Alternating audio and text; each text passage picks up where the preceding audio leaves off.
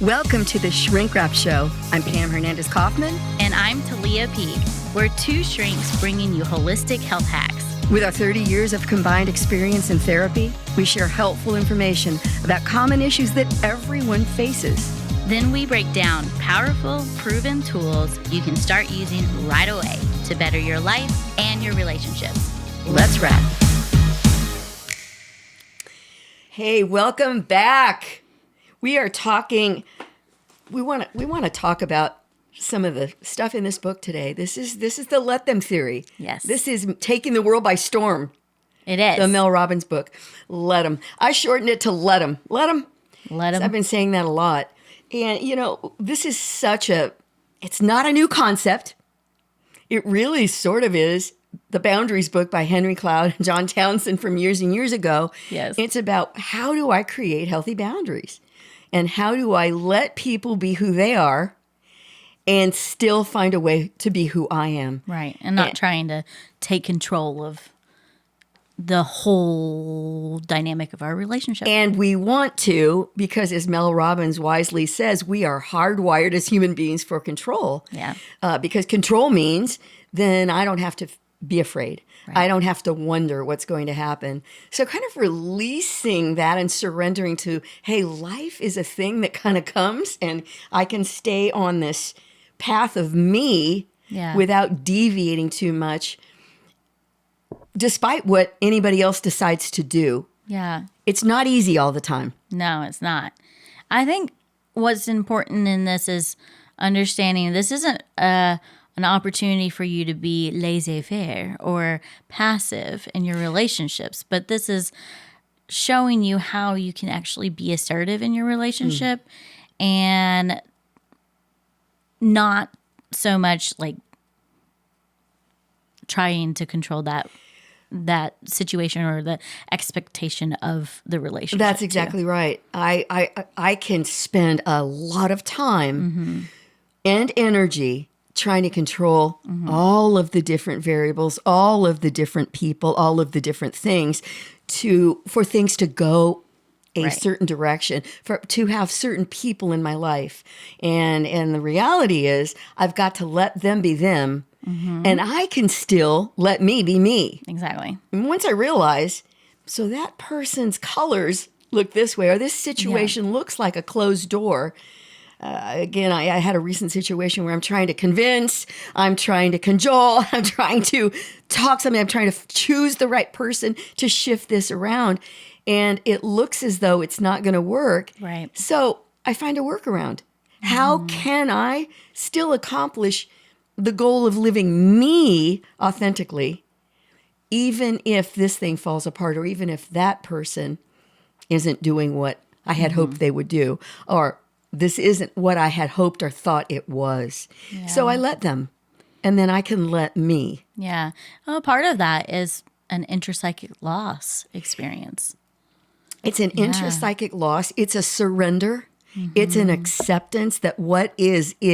And we know this from radical acceptance, from all of that research from Marsha Linehan, that, hey, what is if I accept that, and I acknowledge that whatever is can have a benefit for me. Right. It can bless me somehow, that I surrender to that, and I am willfully sitting in that place of, all right, acceptance. Yeah. Not that I accept abuse. Right. Not that I accept just anything less than whatever it is that I want for me in my life. But the idea is nobody can stop me from living the life I was intended to live. Right. And that's a beautiful concept. We think a lot that, no, it's you. If you don't change, I'm not going to be okay. If you don't make a way, it's not going to happen for me. And so it's really surrendering that. It's letting go of the tight grip that I have on you, it, them, us, and just yeah. Share with me your idea of how this has affected your life in your personal relationships, but also give me an example of if you've seen this in your clients too. Both. And the thing that's really powerful is we know words. Right. Words are powerful and they take shape in the brain. And so I was in a scenario not too long ago with my family, and there are some members within that system that are a little more difficult for me than others. And sometimes I want to control the whole thing. I want this person to get along with this person. Right. I want this person to just behave differently. What are you doing here? Yeah. And I have that problem too. yeah. Just saying to myself, let him. Just let him. Yeah. Let him. I was at a recent something and I just kept repeating this mantra over in my head. Yeah. And there was something powerful about that. Wow. Nothing changed Yeah. with the outside scenario, but intrinsically, I felt a little bit better. Right. Like, I don't have to change this person. They're probably doing the best they can do. Their best, in my opinion, isn't good enough, but you know what? Hey, Yeah. I'm not on their journey. They're on their journey. And I can still find ways to enjoy whatever else is going on. I have a family I'm working with right now, and there are some issues with the kids. There's some issues in the marriage. I mean, there's a lot going on. Yeah.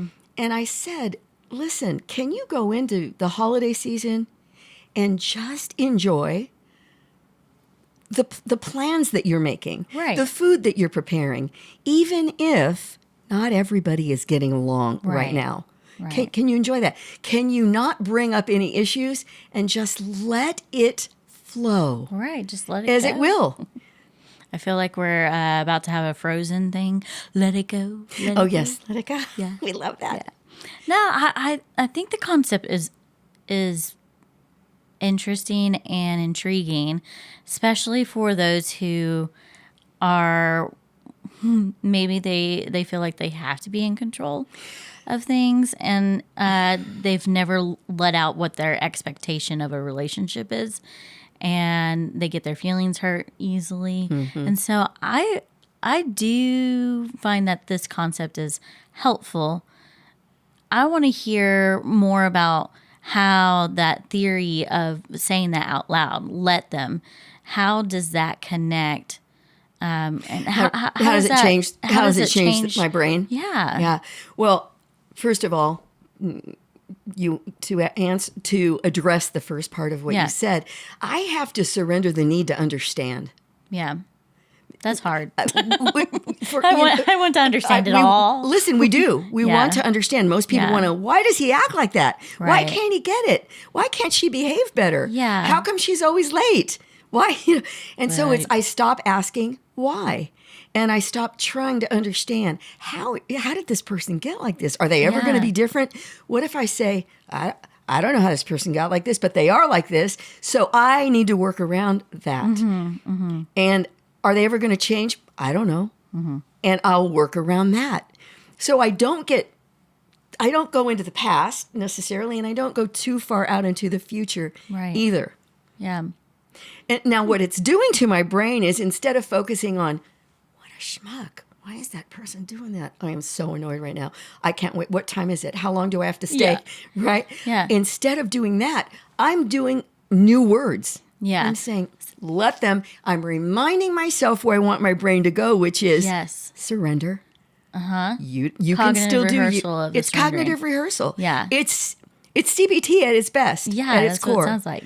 Cognitive rehearsal, overlaying a new thought. Yeah, I mean, I asked you right before we started the episode. I was like, this almost feels like a fawning effect in some aspect, but the way you explained it was way more powerful and made more sense to me. It's not a fawning technique at all. And It I think is- it's important that we do address fawning Yeah. and abuse. Yeah, Fawning, fight, flight, freeze, and fawn, is when I behave a certain way so that you will behave a certain way. Right. I'm needing to act this way so that I'm safe. right. So listen, right. let them doesn't apply with abuse. It's so good that No you one say that. deserves to be hurt emotionally, psychologically, sexually, physically, verbally, in Right. any other way. Right. So we draw the line with the let them, because they don't get to let them. Right. In that Exactly. kind of situation. Exactly. And so otherwise, if I'm fawning for other than a abuse or an unsafe type situation, then I need to learn how to find my voice. Right. I need to learn how to discover who I am, because I may have just acquiesced to become what in my family of origin they needed me to be, the role that they placed me in, Yep. and the role that I continued to play a role in without really. I have clients who don't even know who they are at 50, 60, 70, just discovering who I am, what I want, what I like. And I might have to work with them on grieving the loss of that time. Not too long. We just want to use the time we have left well. This theory is really about finding your assertive voice and not being okay with not being in control. Being okay with not being okay. Yeah. Being okay with not being in control. Yeah. And letting them be them. And then I can be me. I can Exactly. make, once I know, this is how they are. Well, I know that, and I can let that just be as I'm being me. So I think the most important part here is recognizing that no matter what someone else decides to do in my life, I can still live my life fully and travel down the path that was designed for me, regardless. Yeah. So I let go. I let them. Yeah.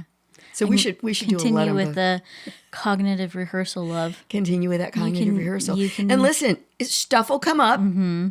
It's not always easy. We have physical reactions, emotional reactions to things that happen, particularly with those triggers, those familiar triggers. When we're cut off from family of origin, when family of origin doesn't accept us, when we've just been around people for the holidays. My office is flooded right now. Oh, mine is too. I have to be around people who don't like me, aren't nice, don't get me, don't ever ask a thing about what's going on with me. It's all about them. Right. Like we want to tell them, let them, and then go reward yourself. Right. Exactly. Go to DQ and have a blizzard, or be around.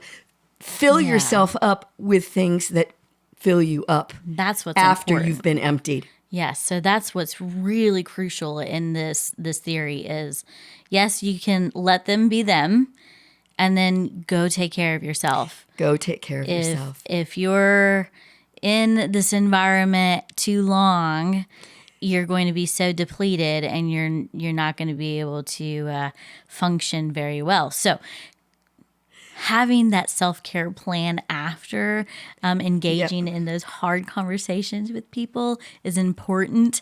And whenever we say self-care is not selfish, but it is important for necessary. Us to say, okay, whenever I'm around this certain person at an event, afterwards I need to go to DQ and get an ice cream.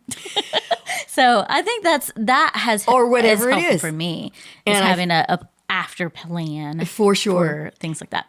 And I think a good hack for this whole thing, as we're talking about being in a setting where this is rough, and it's hard for me to let them right now, is thinking about it like a workout. What do? I warm up in advance. Right.